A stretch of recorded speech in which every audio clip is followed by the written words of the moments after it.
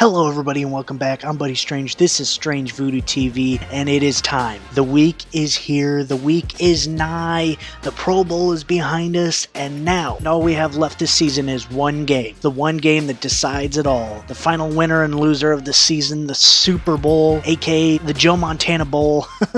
Nah, the Alex Smith Bowl. No, better yet, how about the Steve DeBerg Bowl? Or, how about the Bob Gagliano Bowl? Nah. The Elvis Garbeck Bowl. Nah, I got it. I got it. The Bono Bowl.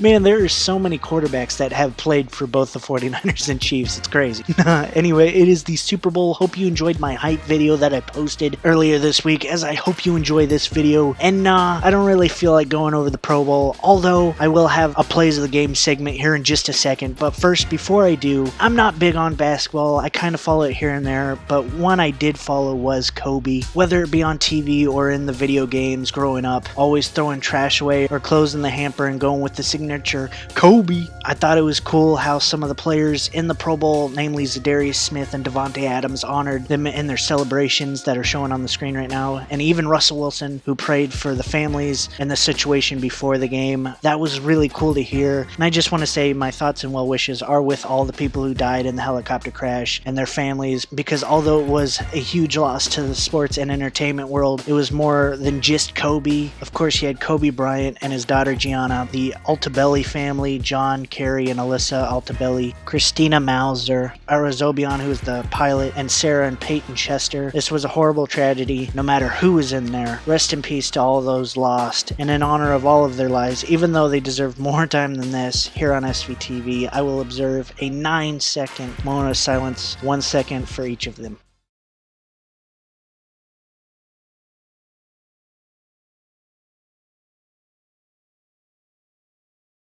Thank you.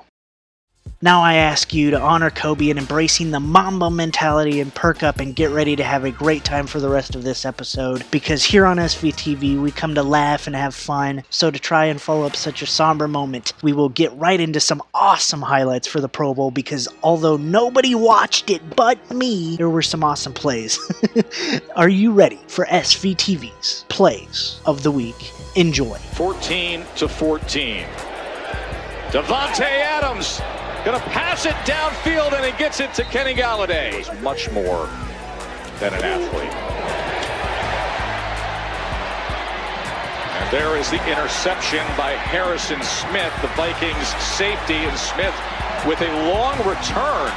And then he laterals the ball that time to Fletcher Cox.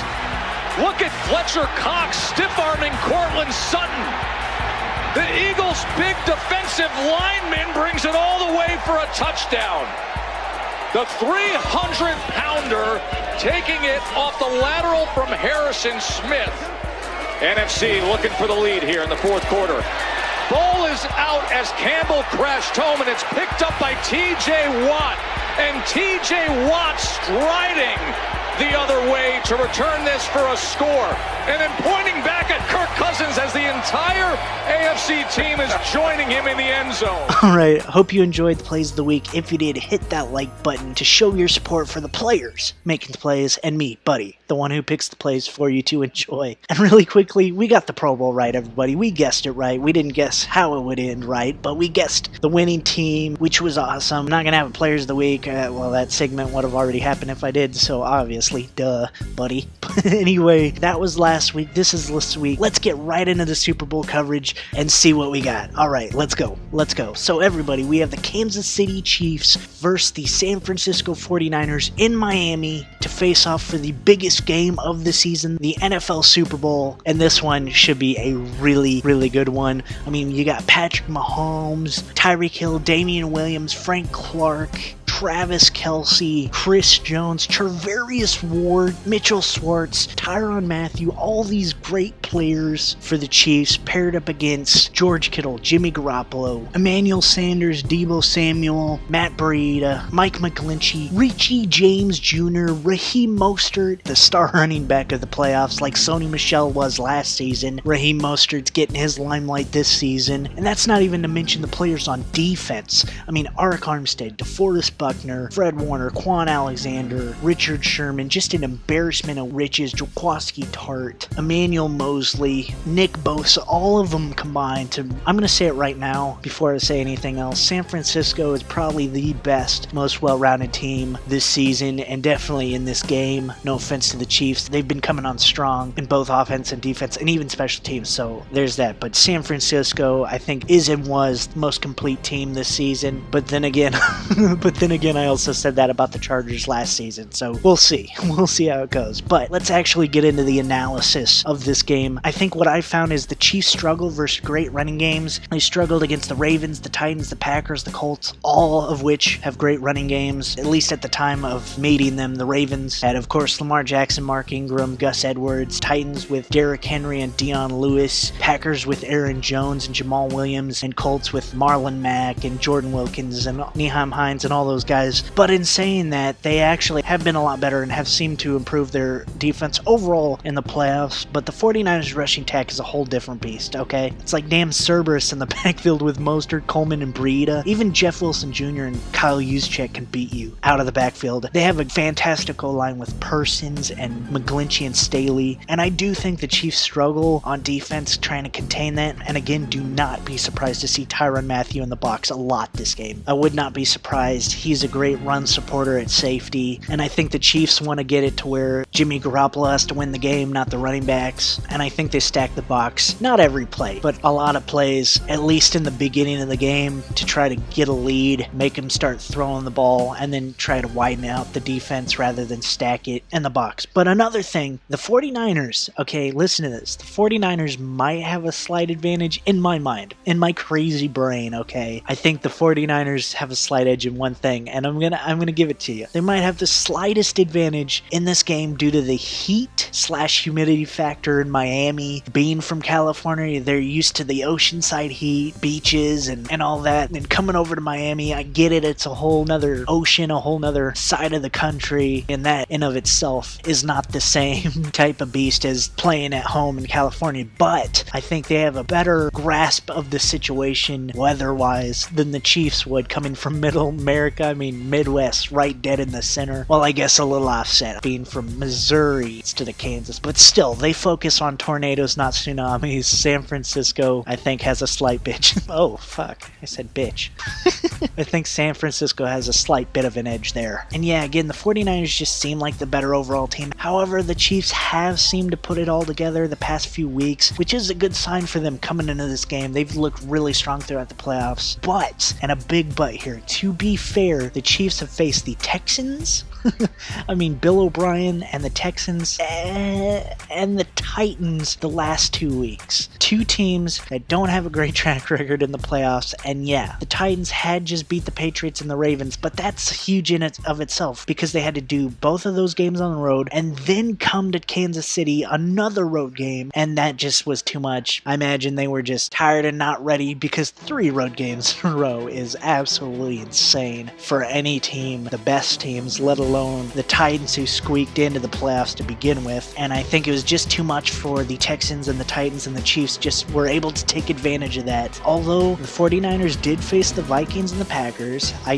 get that too, and they're not the best teams. I mean, Kirk Cousins' track record in big games is not great, and then the Packers, we were talking about it throughout the year and in the playoffs that they were lucky to be 13-3 and get to where they are. Let's just leave it at that. But I think the Chiefs had a better overall advantage over the Texans and Titans, and they almost lost to both. I mean, down 24 to the Texans in the first quarter, and then down 10 twice to the Titans at 2 different points in the game. They did come back to win it, but the 49ers just took care of business all day against both the Vikings and the Packers. The Vikings had a little bit more on them, but it wasn't going to happen, and the 49ers just looked like the better team in both games. The Chiefs at times didn't, but were able to dominate late in games and get the win and get out of there in the end. So in this one, who am I going to call? The big question of the day here on SVTV, who is going to win the Super Bowl and be this year's champs? Well, with what I've said, it's probably pretty obvious that I'm leaning towards the 49ers, but I'm always glad to pick an upset, and Patrick Mahomes is always glad to give one. But here, like I said, I think the 49ers are just too complete of a team. I am going to pick the 49ers to win, yes, in a 35-27 game over the Chiefs in Miami to win the Super Bowl and go home champs yet again, something that hasn't been done since '94 when Steve Young, off a 6-touchdown performance with the help of Jerry Rice and Ricky Watters, took it home to San Francisco, getting the monkey off his back as they were doing on the sideline. They haven't been champs since then. They got there in 2012 with Harbaugh, Kaepernick, Patrick Willis, Vernon Davis, that great team, but they haven't won since '94. I'm sorry, Chiefs, you haven't won it since '69. Nice. But I don't see you winning it here. I think the 49ers come away with the win. The 49ers have a better running game and defense, so, I mean, what have I been telling you this whole time? Running game, defense always matters and will more than likely win you a game unless you're behind early, and then, it helps to have a really good quarterback, which Jimmy Garoppolo, I think, can be. And I mean, the 49ers defense has great coverage linebackers, maybe the best in the league as a unit. They have Dre Greenlaw, Fred Warner, and probably the best of them, Quan Alexander, which is absolutely going to disrupt the middle of the field in the flat. Kelsey is going to have a hard day, but if the Chiefs can outlast that, get some good plays to Kelsey, they could be in for a good day. But I think overall the Chiefs will have to get it done on the outside with their speed and physicality at wide receiver, with Mecole Hardman and Tyreek being the speed and Demarcus Robinson and Samuel Watkins being the physical. That is without mentioning that Mahomes will have to be fast with getting the ball out, being that Armstead, Buckner, Bosa, Thomas, Ford, etc. are all going to be on his ass all day long, all night long. And to do that, the run game must be productive between Shady McCoy and Damian Williams and even Mahomes himself. They're going to have to be on the move, outside runs, designed RPOs. Mahomes is going to have to be mobile this game for sure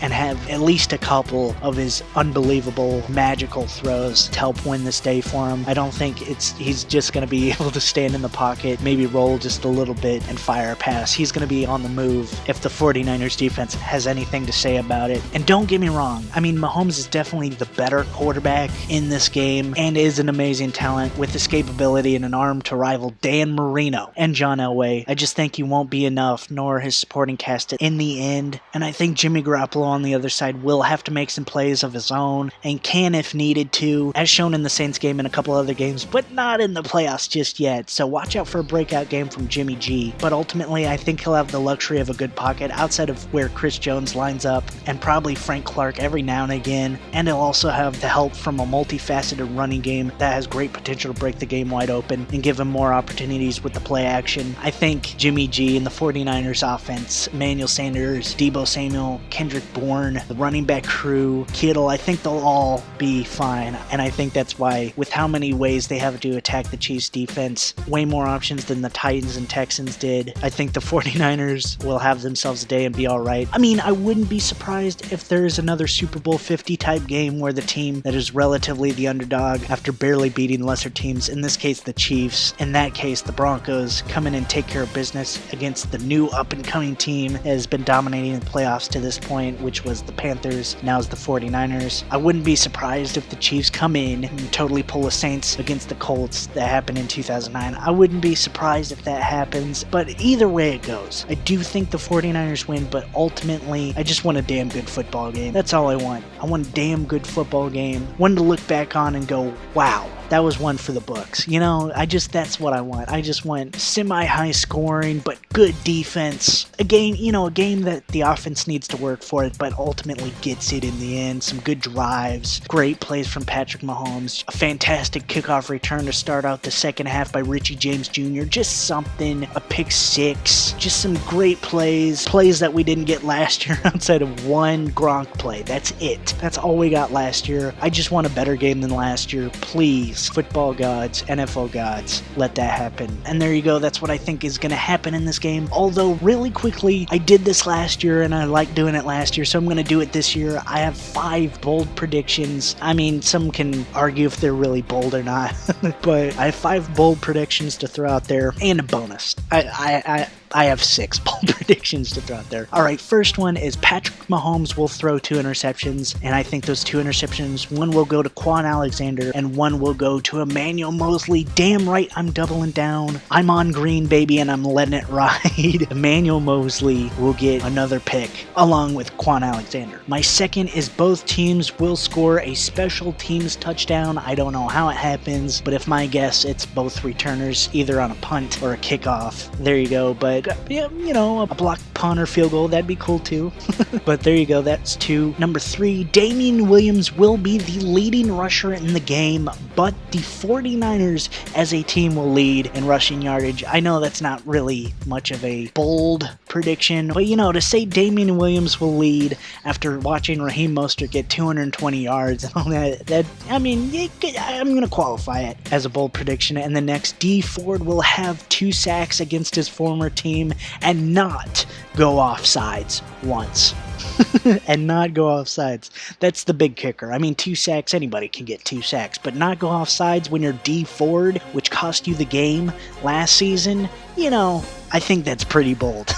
Kendrick Bourne will lead the 49ers, getting 2, count them, 2 receiving touchdowns, although I think George Kittle will lead the team in the other 2 major receiving categories, being catches and yards. And then the last, the bonus, if you will, bold prediction, there will be a trick play by both teams, and I'm going to call the trick plays. The 49ers will have an Emmanuel Sanders pass to Kendrick Bourne or Kittle. I'm not sure how Shanahan wants to draw it up, but Sanders will pass to either Bourne or Kittle, and the Chiefs, I know this isn't a quote-unquote very trick play, but it is qualified as a trick play. A flea flicker to Demarcus Robinson. Patrick Mahomes hands it off to Damian Williams or Shady McCoy. They toss it back, and he absolutely fires a rocket to Demarcus Robinson for, 35 yards or whatever. But there you go. Those were your 6 bold predictions, or 5 bold predictions and bonus bold prediction. But there you go. That was this episode. Hope you enjoyed. If you did, hit that like button. If you haven't already, hit that subscribe button. Comment anything down below. There will be a copy and paste this week for the weekly pick'em, the Super Bowl pick'em. Just copy that sucker, paste it down in the comments down below with your prediction. Tell me who you think wins and possibly the score if you want to do that. Play alongside me or with me, however you like to view it. And then just comment bold predictions. What are you...